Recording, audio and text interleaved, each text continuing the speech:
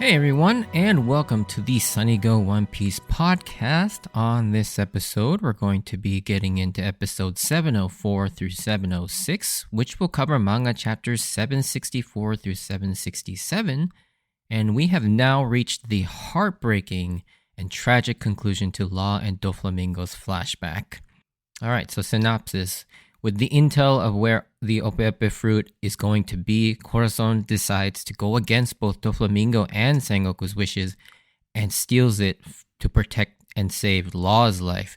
But Doflamingo isn't about to just let this betrayal from his brother, as well as his prized protege and the Ope Ope Fruit, go easily. Alright, so differences. Thankfully, again, this flashback has very few differences and is adapted fairly straightforward and faithfully. So, the first difference is in episode 704, it begins with more action between Luffy and Bellamy, as well as the string clone, and then we also get a few more scenes of Law versus Doflamingo, which is something, like I mentioned in the last podcast episode, was never in the manga. In the manga, it just continues right into Doflamingo calling them, so the flashback was never interrupted with flash forward again to the present.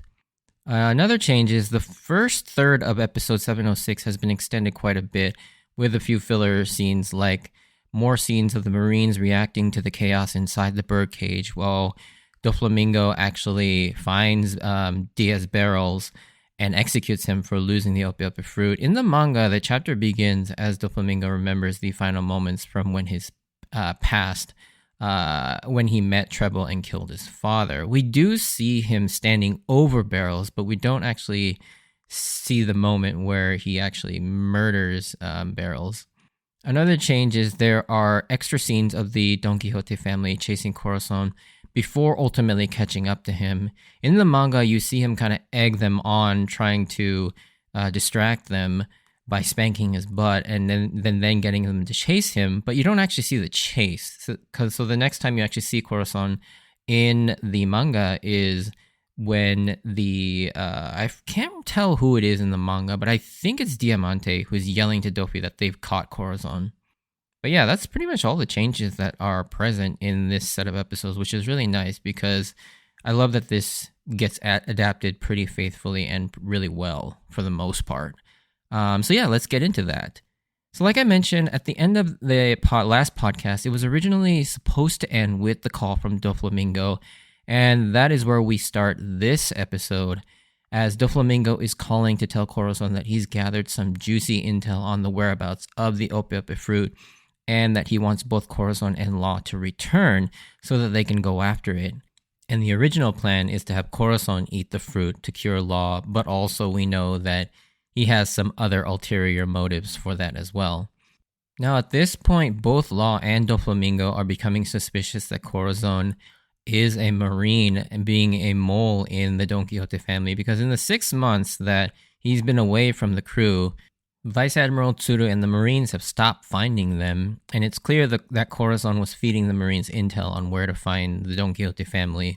And I like the way that Doflamingo asks his executives what they make of the coincidence, and Diamante suggests that it could be a coincidence, and Doflamingo says that he hopes that's true because he doesn't want to distrust his own brother.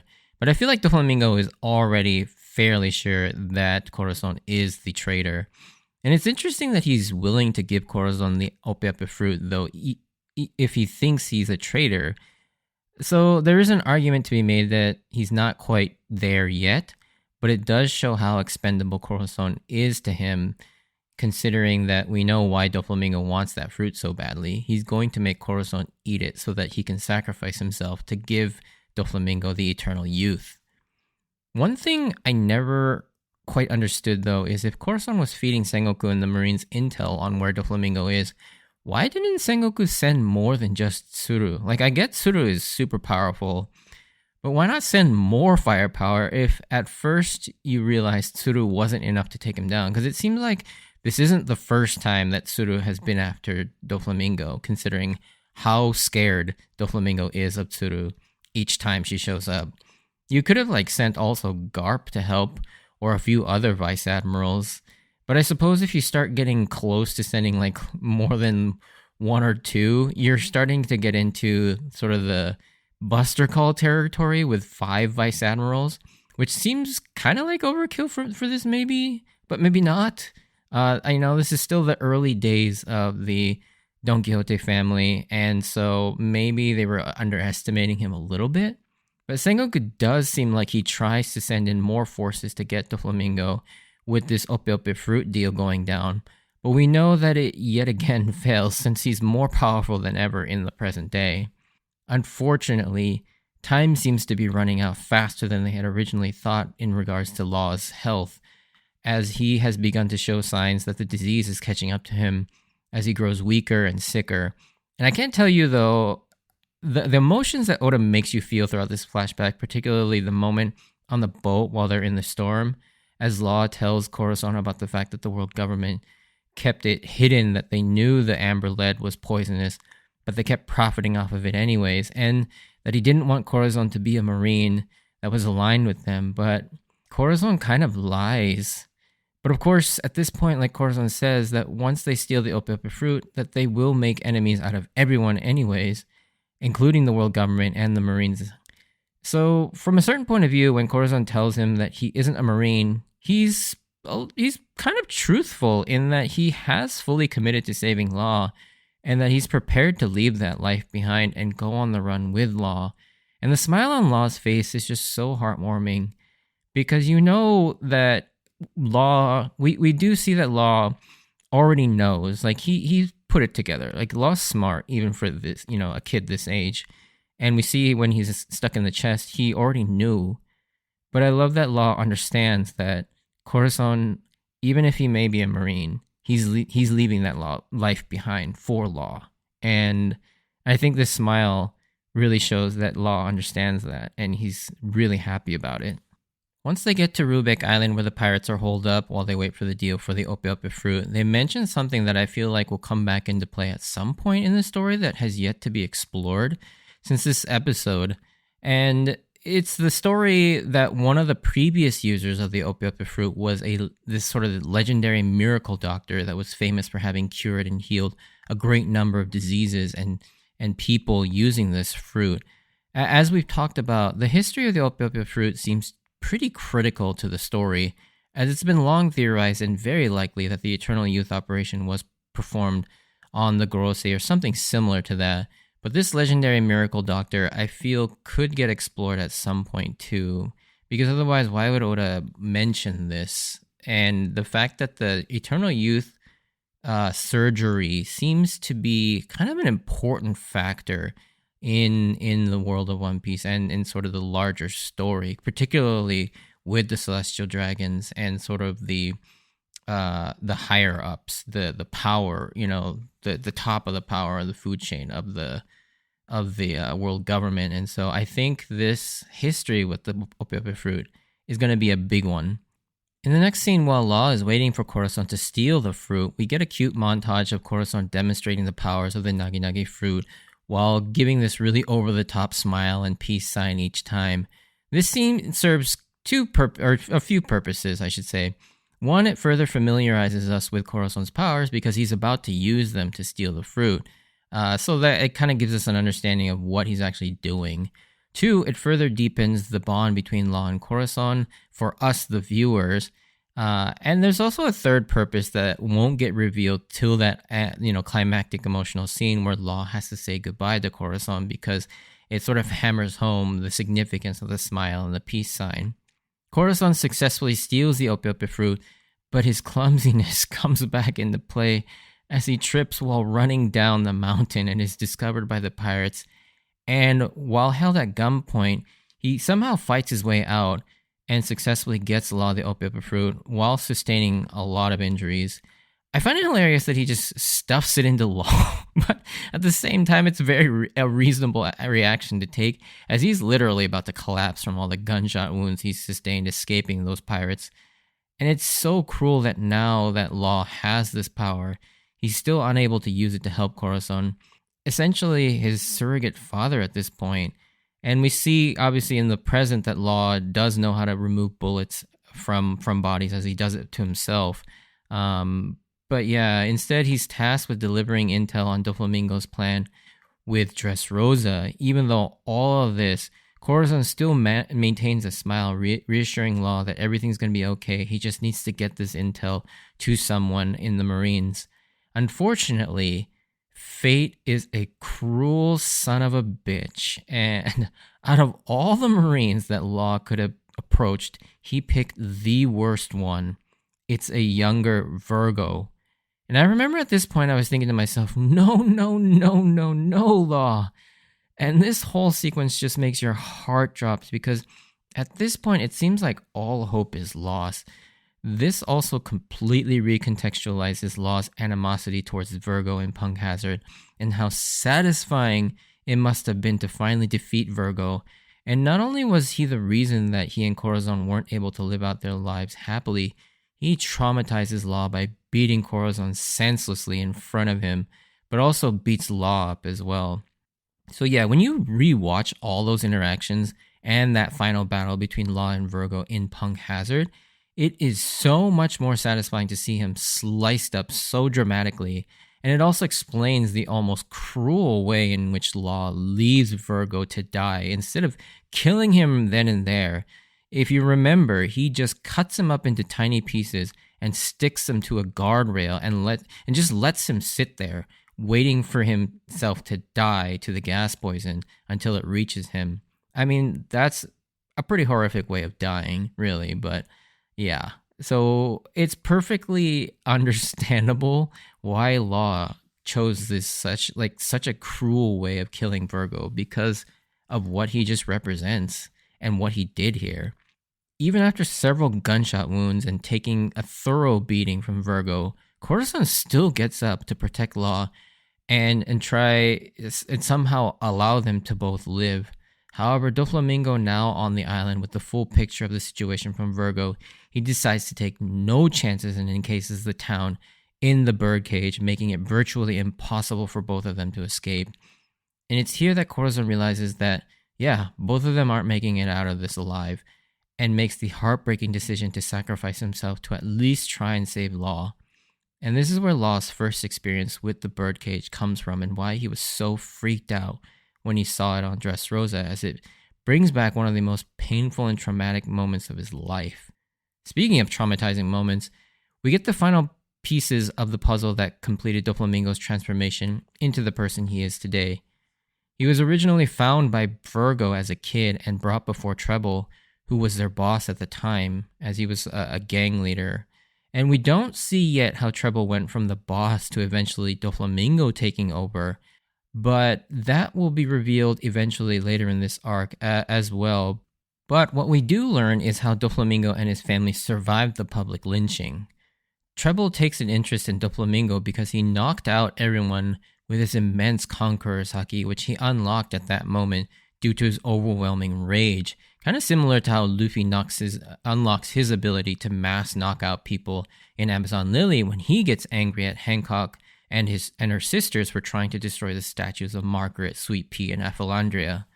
Treble then gives Doflamingo the means to take revenge on his father by handing him a gun, which he uses to murder his father, just as he mentioned a few episodes ago to Luffy and Law. And this moment is really chilling and dark. A young Rocinante's blood-curdling screams piercing through the scene, which shout out to Ryo Horihashi, who voiced the young Rocinante, while also we see Homing, deeply apologetic but still loving to both of his sons, just kneels there helplessly, embracing Rocinante as Doflamingo just murders him in cold blood, shooting him in the back of the head. And it's definitely one of the darker moments of the series, and is very befitting of a monster that he will eventually grow up to become, or more precisely, he just begun in that moment. He was born into this monster. Eventually, the moment of reckoning comes as Doflamingo and Corazon come face to face with Law hiding behind him in a treasure chest. He admits that he's been a Marine to Doflamingo, but in a message more meant for Law, as Doflamingo asks where both the Ope Ope Fruit and Law is, he lies. But just at that same moment, to Corazon's surprise, Buffalo and Baby 5 reports that the Marines did in fact pick up a boy, miraculously corroborating the lie, drawing them away from Law, who was actually just sitting right there. Then we get to the heartfelt moment just before, where Corazon puts a calm spell on him and his last conversation with Law about what to do next, as well as tell him for the last time that he loves him and flashes his trademark over-the-top smile and peace sign, reassuring him that everything will be all right, and gives Law a smile, comforting a scared child, giving Law something that Corazon never had growing up. It's honestly one of the most heartbreaking and tear-inducing scenes ever. Even while rereading, rewatching, and writing about it all 3 times, this moment caused me to tear up each time. I mean, it's definitely up there as one of my most memorable scenes in the series. But one issue I have with this scene in the anime, though, and it's a really minor nitpick, don't get me wrong. Everything is fine, and it's really good, I think, in the anime. But and I get that tonally this moment is very difficult to score with music, but I really wish they had composed some new original music for this specific moment, because it just doesn't, the music that they used, it just doesn't capture the emotions I should be feeling in this moment perfectly. They ultimately go for the sort of the tense villain music that I can't quite remember what the title of the track is. And while this works for sort of the tense dread that Doflamingo has while he's bearing down on them, it does not go well with sort of that heartfelt moment sandwiched in between of Corazon saying "I love you" to Law and making him smile. And that's the major emotional core of this scene. And it kind of just like musically, it gets overlooked completely because it just doesn't match. And again, it's only like a few seconds, but I really wish that there was a original piece of music written to account for both of those scenes instead of just trying to slap on one of their pre-recorded tracks that they've been using for the last like 15 years by this point. But again, it's a small nitpick. The scene still works and it's still great, but I think it could have been better. Luckily, there is a slightly better version of this scene that they have that evokes a more heartfelt and positive emotion from this moment. In the 3rd episode of the We Are One Volume 100 release celebration, like short movies that they made, which centers around the bond that Law and Corazon develops in this arc, and it reanimates a few particular scenes of this flashback, including this iconic one set to the song Twilight by the Rewatch, which serves as sort of the main theme of the entire short series. And this song, I feel like, works way better, even though it also doesn't quite match. But I feel like this song creates more of that heartfelt and hopeful tone that I do think that this scene was supposed to go for. Corazon, with his final words, declares that Law is now free and that Doflamingo can no longer have any control over him. And then with that, using the same gun that he killed his father with, he executes his brother in the coldest way possible. But even after he's been shot several more times, Corazon still hangs on for a little bit longer for Law's sake, to keep the silence spell on him as long as possible, to keep Law hidden until he can find a safe way to get away. And I love that you can tell the exact moment Corazon actually dies, because we follow Law as he cries out in pain from losing Corazon, but it's completely silent until the moment he takes his last breath and the Nagi powers fade, letting us hear Law's pain screams and cries, showing us the exact moment that Corazon passes away. And I mean, you all already are fully aware of this, but I can't tell you how good Oda is at storytelling and character development. This flashback is a freaking masterpiece. It's incredible how in just a few chapters, he was able to make us fall in love with this random klutz dressed like a clown who carries the bloodline of the most despicable people in the story, and it is frankly astounding. Like, not only do we fall in love, but are absolutely gutted when he ultimately meets his end in such a tragic way. And this flashback is equal parts like sadness and heartbreaking, but also hopeful and positive and warm. It's so well done. One other thought that always crosses my mind, though, when I look at this sort of flashback with particularly surrounding Doflamingo and Rocinante, is the whole concept of nature versus nurture and family. At first, based on this flashback, the characters involved, it's kind of unclear what Oda is trying to say, or maybe he meant to keep it unclear up until, just to say that human beings are complicated. Like, if you look at the nature side of things, Rocinante and Doflamingo grew up in very similar environments to the same parents, yet Rocinante resisted the indoctrination of becoming a true celestial dragon, unlike his brother, and stayed a good human being. And now you could say that his parents nurtured him to be a good person, but then what happened with Doflamingo?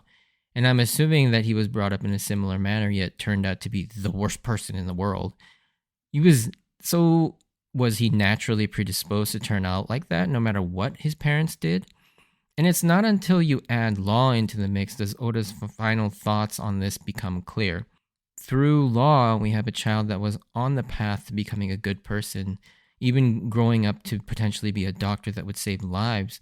But because of tragedy, it turned him into a rage-filled, vengeful kid that wanted nothing but to spread pain in the world. And he was placed at a crossroads that had been taken in by Doflamingo. And if he had been raised by him as a pirate fostering that rage, Law would have no doubt become another Doflamingo. But because he was instead shown love from Corazon, Law was able to be brought back to a loving child despite just how much tragedy he's endured. And I love that despite this, Law isn't all of a sudden like fixed either. Law is sort of a perfect reflection of his checkered upbringing. Deep down, he is a good person, and we see glimpses of that. But he's still got those like rough edges and a lot of walls built up around him because of all the crazy, horrific things that's happened to him. And so, like, all of that stuff just doesn't go away. Like, he's not gonna ever be, this like warm and friendly guy, like Luffy is, but you do see that like love and compassion still in there, and it just takes a lot to bring it out of him. And you can kind of see that Law, like especially as the series goes on, you can definitely see that Luffy also plays a role in this, in that he slowly melts away those walls with Law, and Law kind of starts to be more, I feel like, the more the person that he wants to be. And I love seeing that evolution of Law. And I think that's one of the reasons why Law is one of the most popular characters outside of the Straw Hat crew. Because, well, not only is he cool, and he has an insanely overpowered devil fruit, but he's interesting and very complex. Like, his character is just so interesting. And yeah, I think Law definitely is one of my favorite, if not my, probably my second favorite character outside of the Straw Hats. I think Kobe is still number one for me, but Law is definitely number two for sure. So based on that, in the end, Oda, I think, is definitely firmly in the camp that nurture is the predominant force in how one becomes who they are. And I think that's pretty evident throughout the series in terms of how the characters all become, because a lot of the characters meet a mentor or a parent of some sort that vastly influences who they become, whether it be for good or for bad. I mean, hell, you could even argue that even Doflamingo as a kid wasn't beyond saving had he met the right mentor after they had escaped that public lynching. However, instead, the brothers by fate met the two people that would enhance their respective paths. Doflamingo met Treble, who further corrupted and built him up to be an evil criminal, fueling his god complex, while Rocinante met Sengoku, who, while not a perfect man, does seem to have his heart in the right place and raised Rocinante like a son. However, once Treble convinced Doflamingo to murder his father, that was, I feel like, where we got to a point where there was no going back for Doflamingo. Like, that was it. Any connection he had to potentially being good was severed there, and the Doflamingo that we know today was born. So before I end this episode, there's two things that I wanted to talk about, in particular with this set of episodes. So one insane detail that many people miss because Oda kind of draws no attention to it, but we actually have another worst generation supernova and their partial origin story here. So near the beginning of episode 706, we see a brief blink and you'll miss it moment that seems like filler, but isn't. The moment that I'm talking about is a scene where you see Barrel's men on the inside of the birdcage call out for help to a young boy in a blue hooded raincoat who is part of their crew named Dory. And they cry out for help because he's luckily on the outside, but he gets scared and runs away. This young boy is none other than Diaz Drake. This was pointed out by a fan in an SBS section a couple volumes later and asked Oda if this was in fact Drake due to his X-shaped scar on his chin and the fact that Dory sounds a lot like Drake in Japanese, because in Japanese Drake is pronounced Doreiku, so Doreiku, and so that's where you get the Dori, which is where that comes from if you're confused. And Oda does in fact confirm that this is Diaz Drake. In the manga, it's pretty subtle, but in the anime, they do make an effort to draw your attention to his X scar on his chin by zooming in on his chin first, then zooming out to reveal his full face. The anime also tries to draw your attention even more to this fact when Buffalo makes his report that the Marines found a boy. They actually cut to him on the Marine ship, whereas in the manga, this scene isn't even included. And so you're kind of left inferring that, oh, that little boy that ran away, that's the boy that they must have found.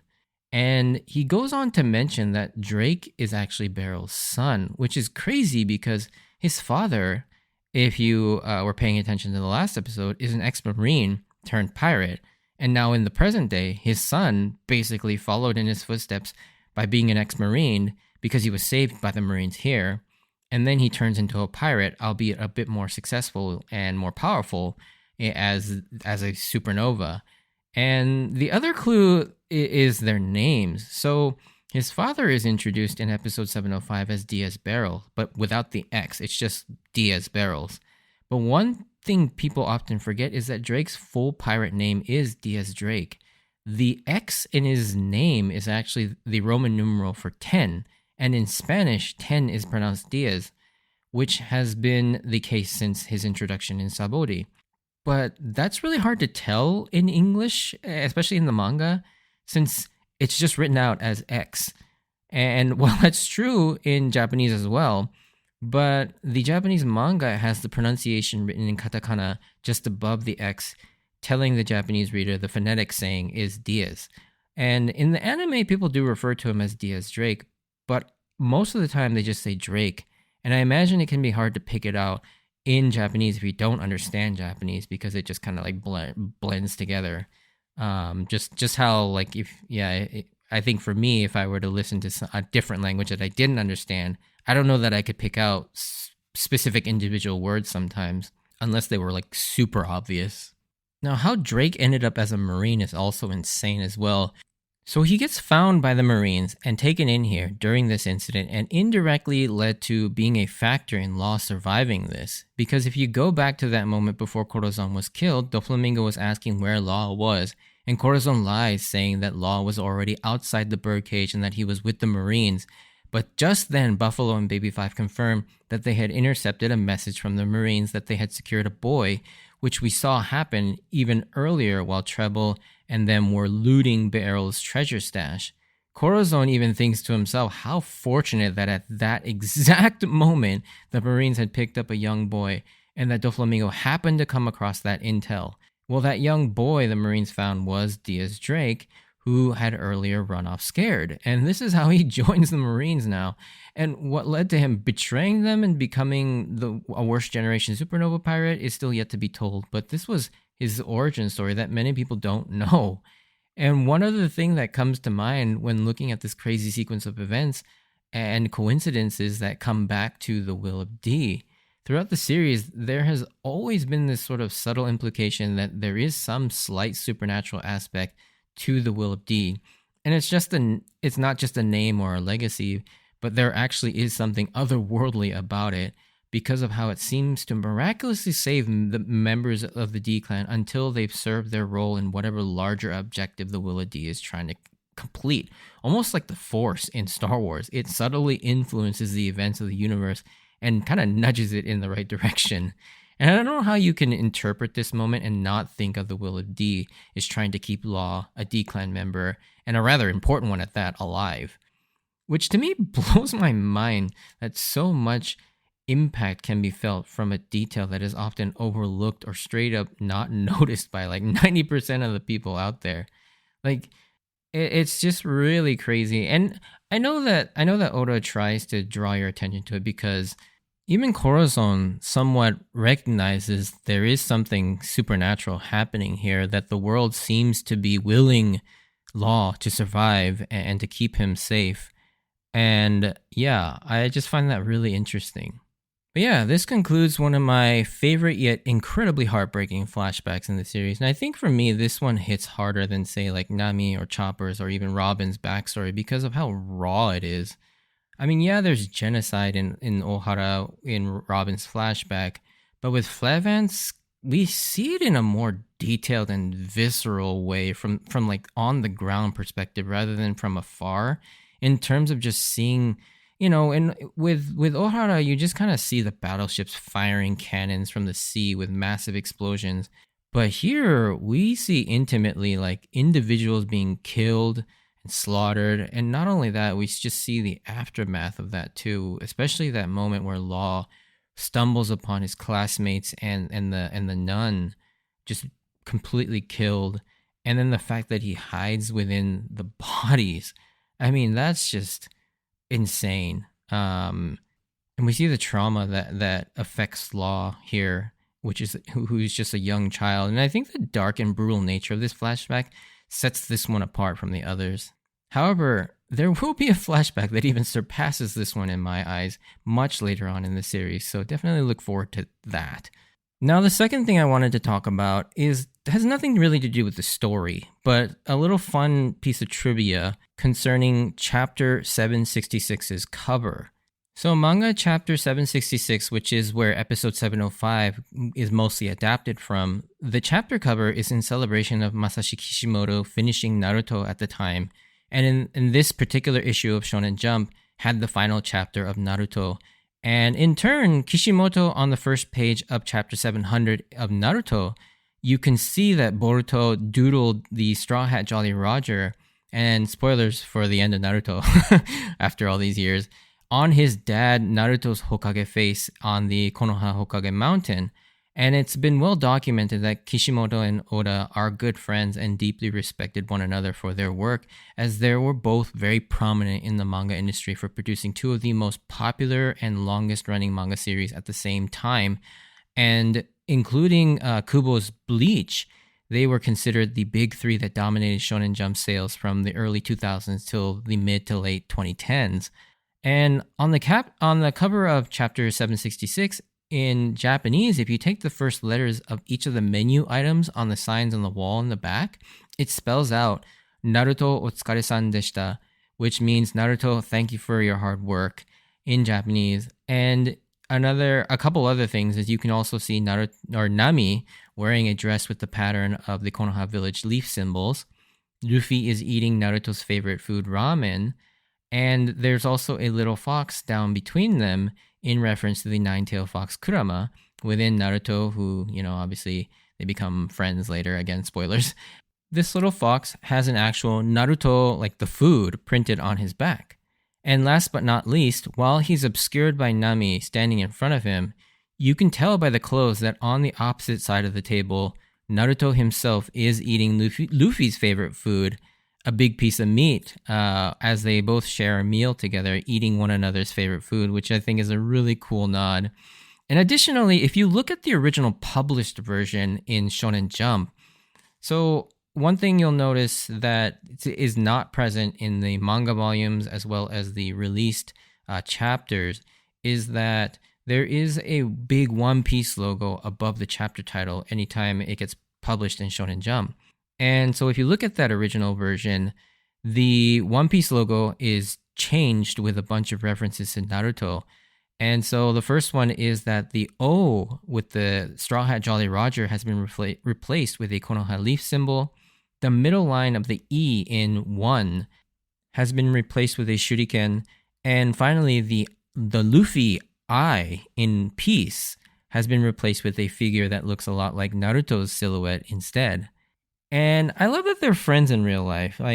And I'm talking about Oda and Kishimoto. Like Oda's friendship with both Kishimoto and Gosho Aoyama who is the author of Detective Conan, is always fun to see because of how big of titans they are in the industry. And they all have so much history with each other, not only between each other as people, but also like their series. Because, Naruto and One Piece, as well as Bleach, kind of share that big three thematic connection with each other, being three of the most longest running and most popular series at the time. But also with One Piece and Detective Conan, they were also kind of popular at the same time, and they are both juggernauts in Japan, especially. And, both, especially with Detective Conan and One Piece, both kind of reaching volume 100 relatively in the same time, almost like within a few months of each other. It also creates like this great sort of connection between the two. And they do actually, those two also celebrate each other as well when they both hit 100. And there are some interviews of where they interview each other, and Shonen Jump and Shonen Sunday, which is the magazine that publishes Detective Conan, they collaborated and had each of them appear on their other covers. So you'll see Conan and Luffy together on Shonen Jump, as well as Luffy is also on the cover of Shonen Sunday with Conan as well. So yeah, I just love sort of that connection that all three of them share. And then all four, if you include Bleach as well. And then, of course, we can't forget, how the legacy that they share with Toriyama Akira, or Akira Toriyama. I don't know. I'm always used to saying the Japanese way, but yeah, just the connection that all of them have, being inspired by Toriyama with Dragon Ball. And yeah, I just like seeing that sort of like closeness between all of them. But yeah, this brings the story of Doflamingo, Corazon, and Law's tragic past to a tragic close, but born out of it was a lot of love and hope that will hopefully carry us through back into the present to finally face down Doflamingo and have him carry on Corazon's will. But if you did enjoy this, send me a like or comment, and if you want to join me on this journey of rewatching One Piece, please consider subscribing. Check out my Instagram at SunnyGo Podcast for updates when I post new episodes, and to see pictures of my manga collection and card collection. And as always, I wanted to thank you for taking the time out to listen to my podcast. No spoiler section today. So stay safe out there, and I hope to see you on the next episode. Bye.